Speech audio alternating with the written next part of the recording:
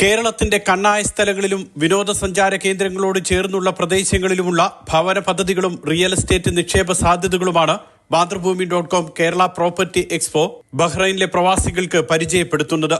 കേരളീയ സമാജത്തിൽ രാവിലെ 10 മുതൽ രാത്രി 9 മണിവരെയാണ് പ്രോപ്പർട്ടി എക്സ്പോ.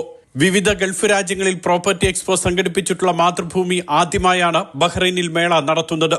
തിരുവനന്തപുരം, കൊച്ചി, കോട്ടയം, തിരുവല്ല, തൃശൂർ, കോഴിക്കോട്, കണ്ണൂർ തുടങ്ങി കേരളത്തിന്റെ വിവിധ ഭാഗങ്ങളിൽ നിർമ്മാണം പൂർത്തിയായതും പുരോഗമിക്കുന്നതുമായ പ്രൊജക്ടുകൾ നേരിട്ട് മനസ്സിലാക്കാനും ബുക്ക് ചെയ്യാനും മേളയിൽ അവസരമുണ്ട്.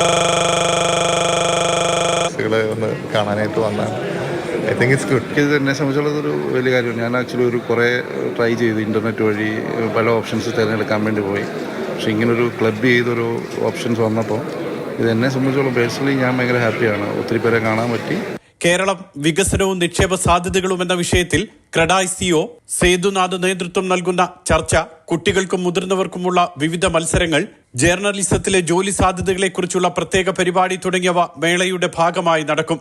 മാതൃഭൂമി ഡെപ്യൂട്ടി എഡിറ്റർ പി ശശീന്ദ്രനാണ് ജേർണലിസത്തിന്റെ സാധ്യതകളെക്കുറിച്ച് സംസാരിക്കുക. നടൻ വിനോദ് കോവൂർ പങ്കെടുക്കുന്ന പ്രത്യേക പരിപാടി നാളെ മേളയുടെ ഭാഗമായി നടക്കും. ശനിയാഴ്ച വൈകിട്ടാണ് കേരള പ്രോപ്പർട്ടി എക്സ്പോ സമാപിക്കുക. Mathrubhumi news, Bahrain.